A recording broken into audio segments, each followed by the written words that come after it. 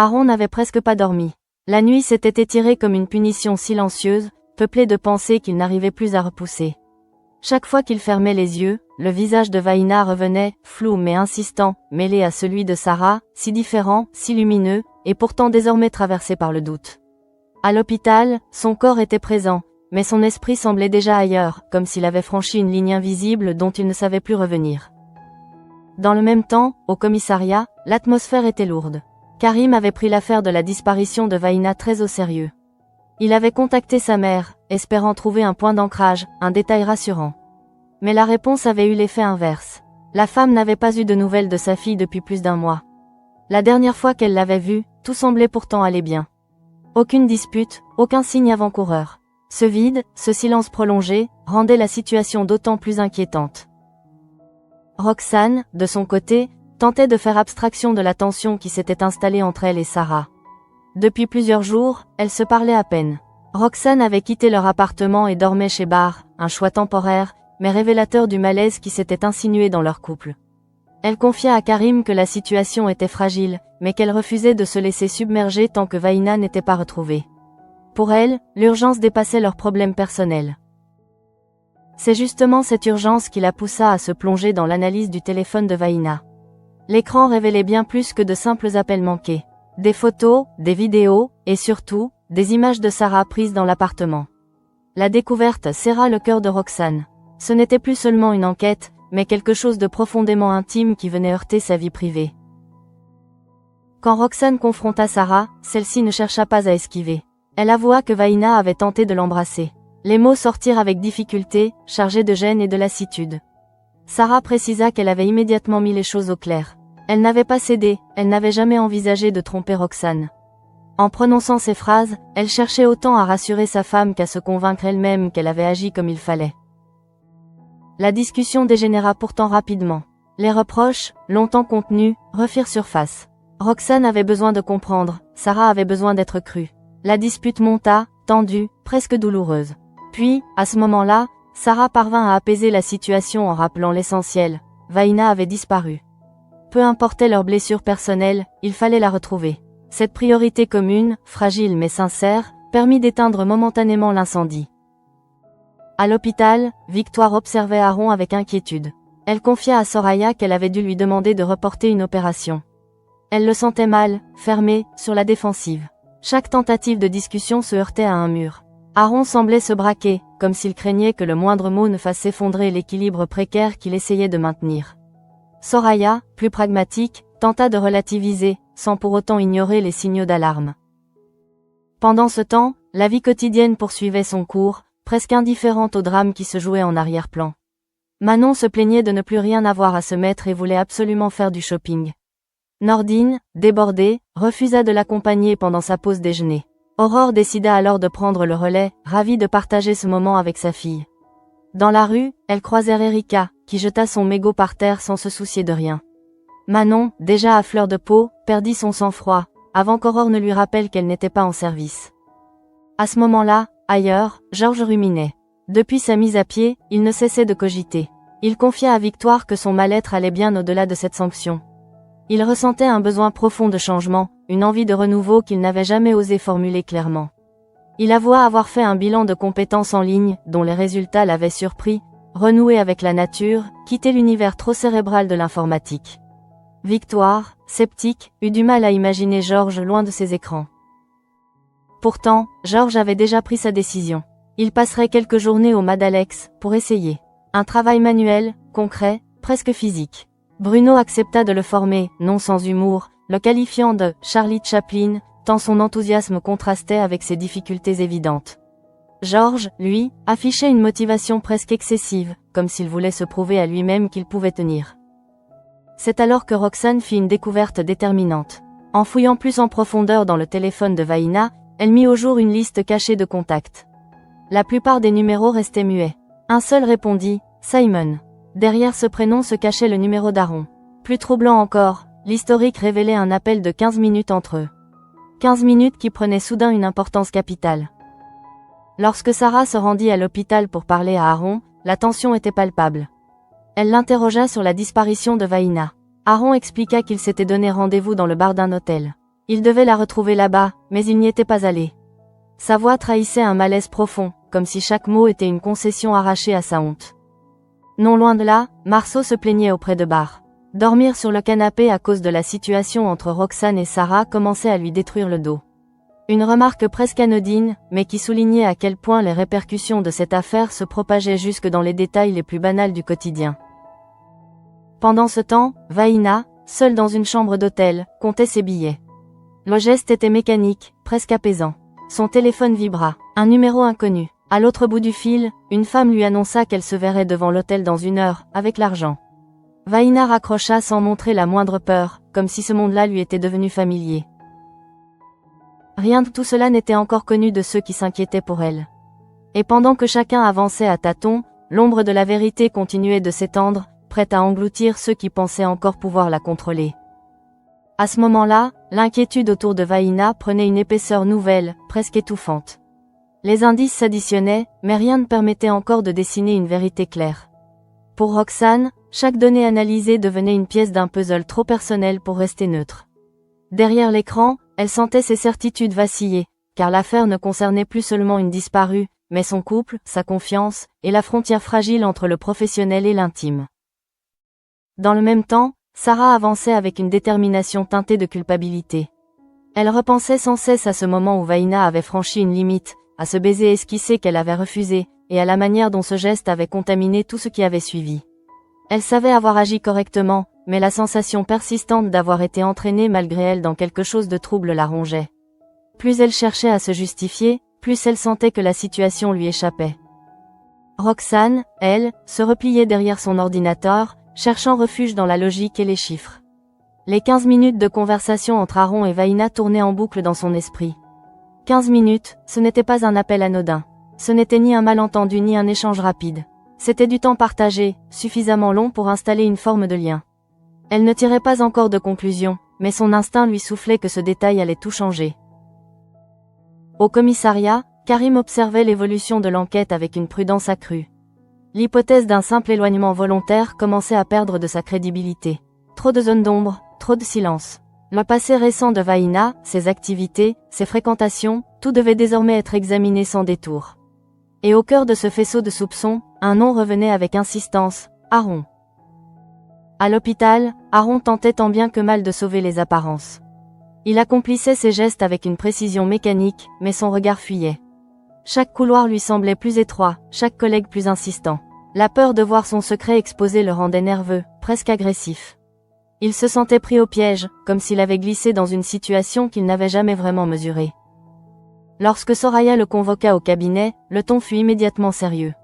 Les policiers étaient venus l'interroger à propos de la disparition d'une escorte. Rien que ce mot, escorte, lui serra la gorge. Aaron expliqua que Vaïna avait été l'intermédiaire entre une agence et lui. Il affirma ne l'avoir rencontrée qu'une seule fois. Un mensonge de plus, ajouté à ceux qu'il avait déjà servi à Sarah. Il raconta comment Vaïna l'avait convaincu de continuer, comment il s'était laissé entraîner, sans vraiment réfléchir aux conséquences. Soraya, lucide, ne chercha pas à l'épargner. Elle lui expliqua calmement, mais fermement, qu'il risquait d'être considéré comme impliqué dans un trafic de prostitution.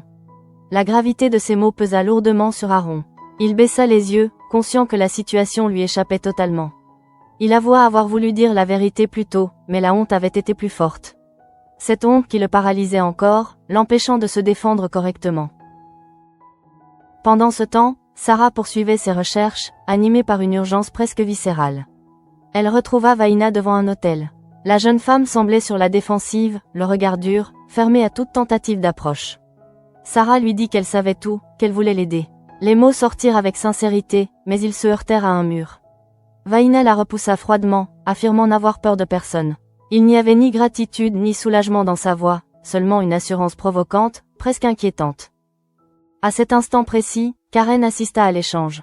Elle observa la scène à distance, consciente d'être témoin de quelque chose de crucial. La tension était palpable, presque électrique. Le refus brutal de Vaïna ne faisait qu'accentuer le sentiment que la jeune femme était déjà engagée dans une spirale dont elle ne voulait, ou ne pouvait plus, sortir. Dans un autre registre, Georges tentait de donner un sens à sa nouvelle routine au Madalex. Son enthousiasme restait intact, malgré les difficultés évidentes. Il se donnait à fond, convaincu que ce travail physique pourrait l'aider à se reconstruire.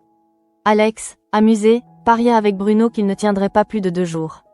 Une plaisanterie en apparence légère, mais qui cachait une vraie interrogation sur la capacité de Georges à changer de vie. De retour à l'hôpital, Aaron finit par craquer. Il se confia à Victoire et Samuel. Il leur avoua que Vaïna était une escorte et qu'il devait la voir à l'hôtel, mais qu'il n'y était finalement pas allé. Il reconnut la médiocrité de son comportement, sans chercher à se justifier. Dire ces mots à voix haute lui fit l'effet d'un aveu libérateur, mais aussi terrifiant. Une fois la vérité lâchée, il n'y avait plus de retour possible. Pendant que chacun avançait avec ses propres doutes, Vaïna poursuivait son chemin, seule. Dans sa chambre d'hôtel, l'argent qu'elle avait compté reposait désormais sur la table, symbole tangible de choix qu'elle assumait pleinement.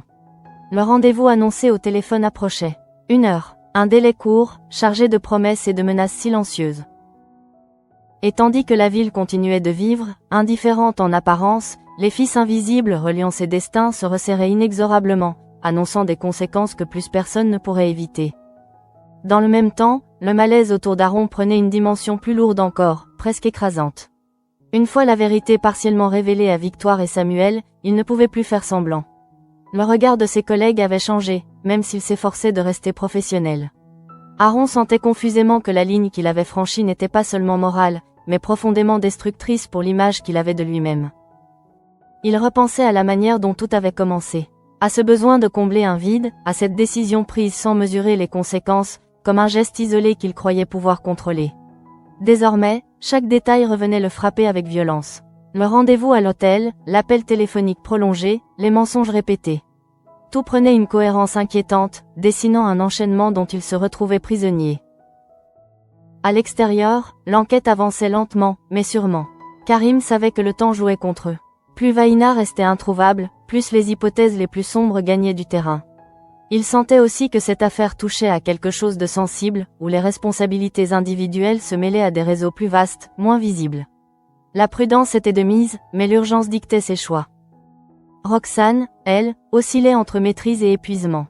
Elle passait d'un écran à l'autre, cherchant un indice supplémentaire, un détail oublié qui pourrait faire basculer l'enquête.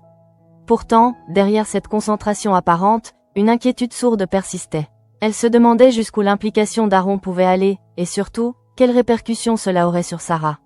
La frontière entre son rôle d'enquêtrice et celui d'épouse devenait chaque heure un peu plus floue. Sarah, de son côté, se sentait tiraillée. Le rejet brutal de Vaïna devant l'hôtel l'avait profondément marquée. Elle avait cru, un instant, pouvoir établir un lien, offrir une porte de sortie. Mais la froideur de la jeune femme avait balayé cette illusion.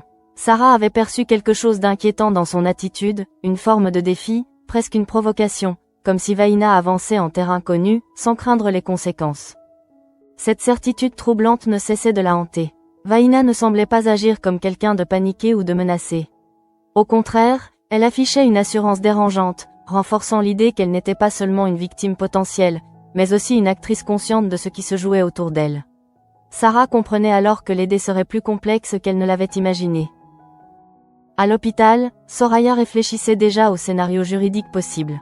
Les aveux partiels d'Aaron, ses contradictions, ses silences, tout cela pouvait se retourner contre lui. Elle savait que la honte était un mauvais conseiller, surtout face à la justice.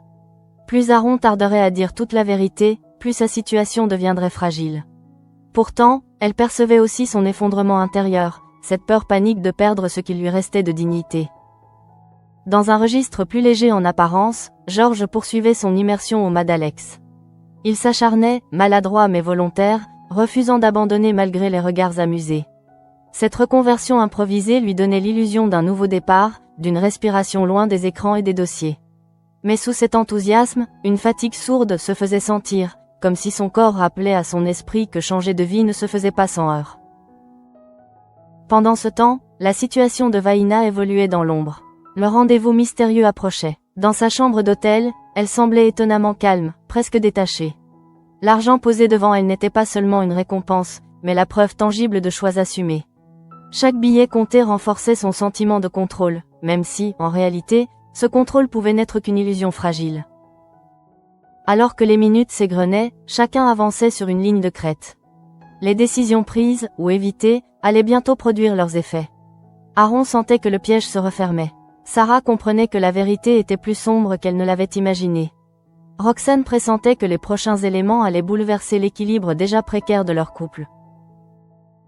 Et dans ce silence tendu, la disparition de Vaïna continuait de hanter les esprits, comme une énigme vivante, prête à éclater au grand jour et à emporter avec elle ceux qui avaient cru pouvoir la tenir à distance. À ce moment-là, la pression autour d'Aaron atteignait un seuil critique. Ce n'était plus seulement la peur d'une enquête qui avançait, mais le poids écrasant d'une image de lui-même qui se fissurait irrémédiablement. Chaque regard posé sur lui semblait chargé de soupçons implicites, même lorsque personne ne disait rien. Il comprenait désormais que le silence, loin de le protéger, avait contribué à l'enfermer dans une situation dont il ne maîtrisait plus les contours. Les paroles de Soraya résonnaient encore dans son esprit. L'éventualité d'une implication dans un trafic de prostitution n'était pas une hypothèse abstraite, mais une menace concrète, juridique, implacable. Aaron réalisait avec effroi que son nom pouvait être associé à quelque chose de bien plus grave qu'une faute personnelle. Il avait voulu garder le contrôle, préserver une façade respectable, mais cette façade s'effritait à mesure que la vérité cherchait à s'imposer. Dans le même temps, Sarah tentait de donner un sens à ce qu'elle avait vu devant l'hôtel. Le regard de Vaïna, dur et défiant, ne la quittait plus. Elle revoyait cette assurance presque provocante, cette manière de repousser toute aide comme si elle n'en avait jamais eu besoin. Plus Sarah y repensait, plus elle se demandait si Vaïna n'était pas déjà allée trop loin pour pouvoir reculer. Cette certitude la troublait profondément. Roxane, de son côté, continuait à recouper les informations, refusant de se laisser submerger par l'émotion. Pourtant, chaque nouvel élément renforçait son malaise. Les connexions entre Aaron et Vaïna devenaient impossibles à ignorer. Elle ne pouvait s'empêcher de penser aux conséquences que tout cela aurait sur Sarah, sur leur couple, sur la confiance fragile qu'elle tentait de reconstruire. Travailler sur cette affaire revenait à disséquer sa propre vie. Au commissariat, Karim avançait avec méthode, conscient que la moindre erreur pouvait coûter cher. Il sentait que l'affaire dépassait le cadre d'une simple disparition. Les zones d'ombre autour des activités de Vaïna, l'argent, les rendez-vous, les intermédiaires, tout pointait vers un univers dangereux, où les rapports de force étaient rarement équitables. Et dans cet univers, Aaron apparaissait de plus en plus vulnérable. À l'hôpital, Victoire observait Aaron avec une inquiétude grandissante. Elle percevait chez lui une fatigue morale extrême, un découragement qui allait bien au-delà de la peur des conséquences. Aaron semblait s'enfoncer dans une forme de dégoût de lui-même, comme s'il se jugeait déjà coupable, avant même que la justice ne le fasse. Samuel tentait de le soutenir, mais les mots semblaient glisser sur lui sans vraiment l'atteindre. Pendant ce temps, Georges poursuivait son expérience au Madalex. Malgré les difficultés, il s'accrochait, refusant d'admettre ses limites. Cette obstination révélait un besoin profond de prouver qu'il pouvait encore se réinventer, qu'il n'était pas condamné à rester l'homme qu'il avait toujours été. Pourtant, derrière son énergie affichée, une fragilité transparaissait, rappelant que toute reconversion était aussi une fuite, au moins en partie. Dans l'ombre, Vaïna continuait d'avancer selon ses propres règles. Le rendez-vous approchait, et elle semblait prête à l'affronter sans hésitation. L'argent, les appels, les rencontres, tout faisait partie d'un équilibre précaire qu'elle croyait maîtriser. Cette impression de contrôle la rendait presque insensible au danger, comme si elle avait appris à vivre avec la menace permanente. Alors que les fils de l'enquête se resserraient lentement, chacun se retrouvait confronté à ses propres choix.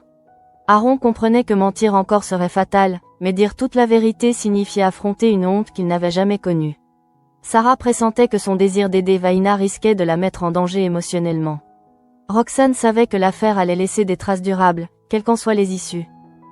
Et tandis que la nuit s'installait sur Sète, une certitude s'imposait peu à peu. Les décisions prises dans les prochaines heures ne pourraient plus être annulées.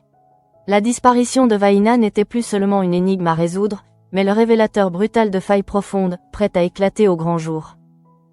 À mesure que les heures passaient, Aaron sentait son monde se rétrécir dangereusement. Ce qui n'était au départ qu'une suite de décisions prises à la légère se transformait en une spirale incontrôlable. Chaque mensonge prononcé pour se protéger avait laissé une trace, et désormais, ces traces formaient un chemin évident vers lui. Il n'était plus seulement inquiet pour son avenir professionnel, mais pour l'homme qu'il était en train de devenir aux yeux des autres, et surtout aux siens. Dans son esprit, une lutte sourde s'engageait. D'un côté, la tentation de continuer à dissimuler, de minimiser encore, de gagner du temps. De l'autre, la conscience aiguë que la vérité finirait par surgir, plus brutale encore si elle était retardée. Cette hésitation constante le rendait nerveux, presque fébrile, incapable de se concentrer sur quoi que ce soit d'autre que sa propre chute annoncée. Sarah, elle, ressentait une inquiétude d'un autre ordre. Après sa confrontation avec Vaïna, Elle avait compris que la jeune femme évoluait dans un environnement bien plus dangereux qu'elle ne l'avait imaginé. Ce n'était pas seulement une question de choix personnel, mais un système, une mécanique dont il était difficile de s'extraire sans y laisser quelque chose. Sarah oscillait entre compassion et lucidité, consciente que vouloir sauver quelqu'un qui refuse toute aide pouvait devenir une forme d'acharnement inutile. Roxane observait cette agitation avec une lucidité douloureuse. Elle voyait Sarah s'investir émotionnellement, parfois au détriment d'elle-même, et elle sentait monter en elle une inquiétude mêlée de jalousie et de peur. Non pas la peur d'une trahison, mais celle de perdre l'équilibre fragile qu'elle tentait de reconstruire. L'affaire Vaina s'imposait à leur couple comme une épreuve silencieuse, révélant des fissures qu'elle n'avait jamais vraiment affrontées. Au commissariat, Karim restait concentré sur les faits. Les éléments récoltés dessinaient un tableau de plus en plus sombre. L'argent, les rendez-vous à l'hôtel, les intermédiaires invisibles, tout indiquait que Vaina était liée à un réseau structuré, où les rapports de pouvoir étaient déséquilibrés. Cette réalité rendait la disparition d'autant plus inquiétante, car elle réduisait les marges de manœuvre et augmentait les risques encourus par ceux qui s'en approchaient de trop près. Pendant ce temps, Georges poursuivait son immersion au Madalex avec une énergie qui confinait à l'obstination. Chaque geste maladroit devenait pour lui une victoire, chaque difficulté une preuve qu'il était encore capable d'apprendre. Pourtant, sous cette détermination affichée, un doute subsistait. Était-ce réellement une nouvelle voie, ou simplement une échappatoire temporaire à un malaise plus profond qu'il n'osait pas encore affronter? Dans l'ombre, Vaina se préparait à son rendez-vous. L'heure approchait, et son calme apparent contrastait avec la tension qui pesait autour d'elle. Elle avançait avec une assurance qui pouvait sembler provocante, mais qui traduisait surtout une habitude du danger. Chaque pas la rapprochait d'un point de non-retour, même si elle refusait de l'admettre. Le contrôle qu'elle croyait exercer sur la situation reposait sur un équilibre fragile, prêt à céder au moindre imprévu. Alors que la nuit enveloppait peu à peu la ville, les destins se croisaient sans se rencontrer. Aaron, enfermé dans ses doutes, Sarah partagée entre devoir et empathie, Roxane en lutte avec ses propres peurs, et Vaina avançant seule vers un avenir incertain. Tous étaient liés par une même histoire, mais chacun la vivait dans une solitude profonde, ignorant encore l'ampleur des conséquences à venir. À ce stade, la tension n'était plus diffuse, elle devenait presque palpable. Chaque personnage semblait avancer avec la conscience aiguë que quelque chose allait basculer, sans savoir exactement quand ni comment. Cette attente pesante donnait à chaque geste, chaque parole, une gravité nouvelle, comme si plus rien ne pouvait être anodin. Pour Aaron, l'effondrement intérieur était désormais impossible à contenir. Il avait l'impression d'être cerné de toutes parts, non pas par les policiers, mais par ses propres contradictions. Plus il tentait de se convaincre qu'il avait encore une marge de manœuvre, plus il réalisait que cette marge se réduisait à néant. L'image de Vaina, associée à celle de Sarah, formait un contraste insupportable, symbole d'un choix qu'il n'avait jamais su assumer pleinement. La honte, omniprésente, prenait le pas sur la peur. Aaron ne craignait plus seulement les conséquences judiciaires, mais le regard des autres, celui de ses collègues, et surtout celui qu'il portait sur lui-même. Il comprenait que son mensonge à Sarah avait créé une fracture irréversible. Même s'il n'était pas allé au rendez-vous à l'hôtel, même s'il avait reculé au dernier moment, il savait que l'intention suffisait à le condamner à ses propres yeux. Sarah, de son côté, ressentait une forme d'urgence émotionnelle. La confrontation avec Vaina avait laissé une trace profonde. Elle repensait à cette froideur, à ce refus catégorique d'aide, et à cette phrase implicite que Vaina semblait lui opposer, elle n'avait besoin de personne. Cette attitude troublait Sarah, car elle y percevait à la fois une force et une détresse masquée, comme si Vaina s'était construite une armure trop rigide pour être brisée sans violence. Roxane observait Sarah avec une attention inquiète. Elle sentait que cette affaire touchait sa femme bien au-delà du cadre professionnel. Ce n'était plus seulement une enquête ou un devoir de policière, mais une implication presque personnelle. Roxane luttait contre un sentiment diffus d'impuissance, consciente qu'elle ne pouvait ni contrôler les choix de Sarah, ni la protéger totalement des conséquences émotionnelles de cette affaire. Au commissariat, Karim savait que l'étau se resserrait. Les éléments accumulés dessinaient une situation où chaque minute comptait. Plus le temps passait, plus le risque que Vaina se retrouve en danger augmentait. Il sentait également que l'implication d'Aaron, même indirecte, compliquait considérablement l'enquête. Cette proximité entre un suspect potentiel et le milieu hospitalier rendait la situation délicate, presque explosive. Pendant ce temps, Georges poursuivait sa tentative de renouveau au Madalex, mais l'enthousiasme des débuts laissait place à une fatigue plus profonde. Ses gestes restaient maladroits, et malgré sa bonne volonté, il prenait conscience des limites de cette parenthèse. Ce travail manuel, censé l'apaiser, révélait au contraire un malaise plus ancien, enfoui, qu'aucun changement de décor ne pouvait effacer complètement.